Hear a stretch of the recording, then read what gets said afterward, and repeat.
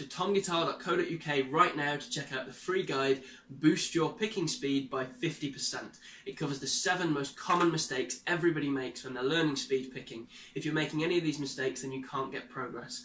So check out that guide and hopefully it can help you massively boost your picking speed. That's at tomguitar.co.uk. Now on with the free lesson. Right then guys, so motivation on guitar. Now this is something that every guitar player needs, because if you're not motivated, then, well, you're not going to play, right? And the whole point of playing guitar is so that it's fun. That's why we play musical instruments in the first place. They're not designed to cause extra stress and frustration. It's not designed to feel like work. It's for fun. That's the whole reason that human beings have played music for thousands and thousands of years, because we want to have fun after we've just spent the day working, okay? So that's why motivation is such an important thing, because yeah, you can use discipline. You know, you might want to use discipline maybe just to get started on a practice session, go, oh, go on then, I'll just do 5 minutes. But really, when you're getting, you know, when you want to get really good results over a long period of time, you need to make sure you're motivated, because discipline takes the fun out of it. And if you're taking the fun out of it, then there's no point in playing, because, like I said, the whole point of music in general is to have fun. So yeah, you can use discipline if you want, but I'd strongly recommend trying to find ways to stay motivated instead. Now, some people say that, oh, well, yeah, but discipline's reliable. You see, motivation isn't reliable. It just comes and goes as it pleases. That's actually incorrect. Your motivation is under your control. Now, I know that might sound weird. You might think, yeah, but, you know, some days I wake up and I'm really motivated, and other days I wake up and I just really can't be bothered to do anything. But the thing is, the reason you feel that way is because of some kind of factor. So it could be an external thing that's made you feel that way. Maybe you're feeling really motivated because you went to see one of your favourite guitar players in concert, and you were like 3 people from the front and you could see them right there and it was brilliant, and now you've come home and you can't put the guitar down. You know, I went to a guitar show at the weekend, and since then I haven't been able to put my guitar down at all because I've been so excited by all of the things I saw. There'll be more on that in the blog very soon. But as far as this motivation thing is concerned, it could be because of a recent event you're feeling really motivated, or maybe you've listened to a new album, for instance, by one of your favourite artists and you're really loving it and you're playing guitar more.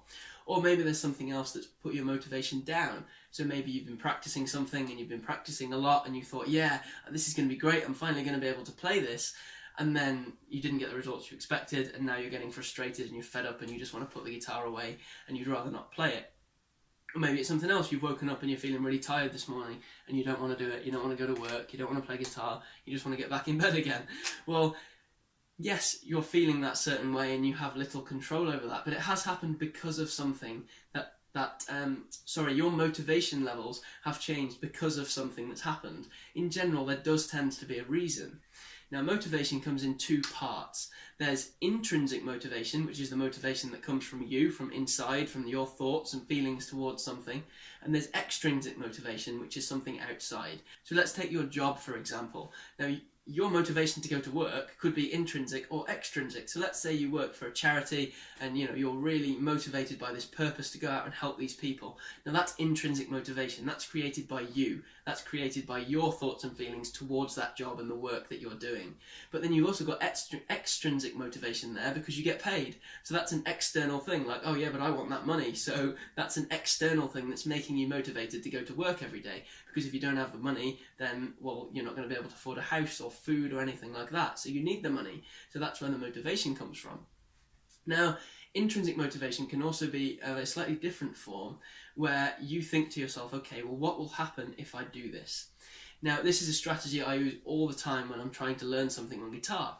If I come across something that's really difficult, for instance, I was learning some gypsy jazz the other day, and I thought, oh wow, this is going to take a while for me to get this skill down. It's going to take a while for me to learn this. So what I did was I thought, okay, yeah, but why should I learn the gypsy jazz? What cool things are going to happen when I do it? So I thought, well, I'm going to be able to play all this great new music that I wouldn't be able to play before.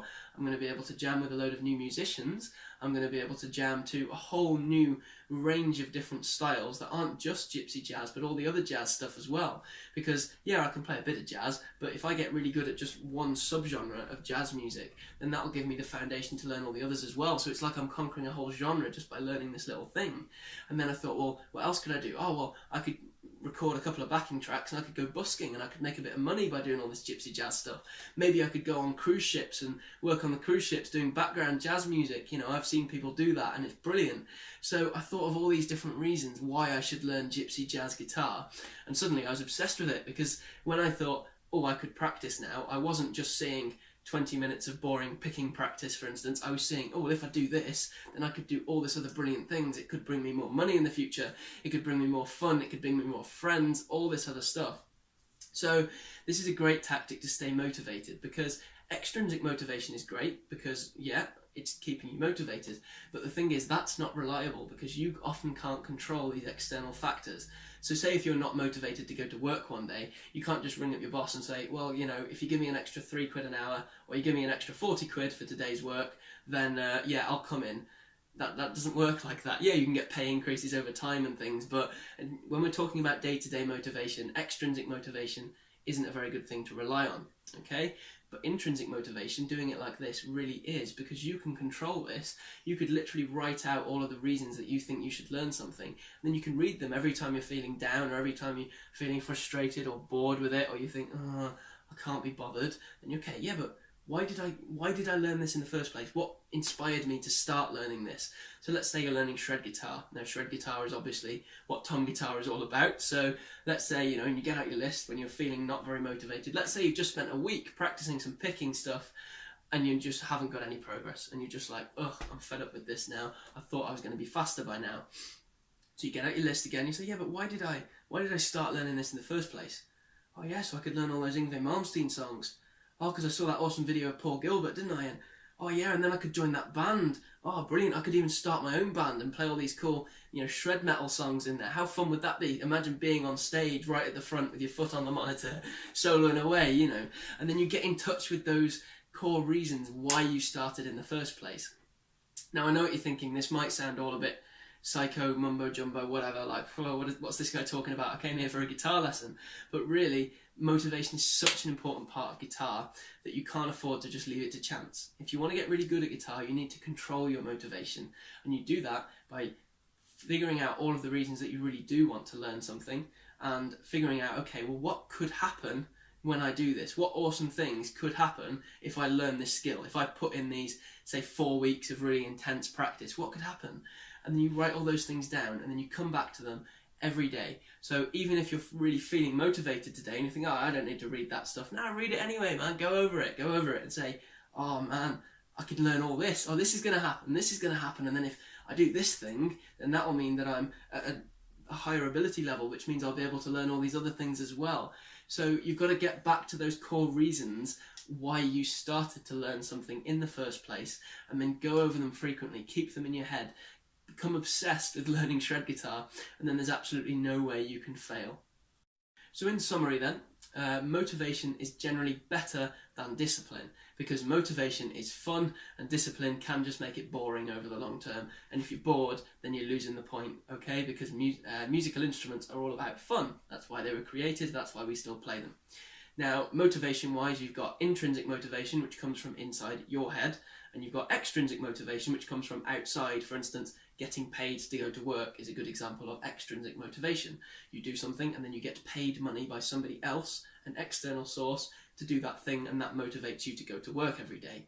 Now, intrinsic motivation, the best way to create it is figure out all of the reasons that you should do what you're trying to do. So if you want to do, say, 6 weeks of really intense alternate picking practice because you want to get really good at that skill in a really short amount of time, and you say, wow, what could happen if I did 2 hours on alternate picking, or even 3 or even 4 hours every day on alternate picking for like 6 weeks? You know, if I quit video games just for this little period, I can go back to them afterwards. But let's say if I quit video games, I quit doing this, I quit doing this thing, and then I really focused on this challenge.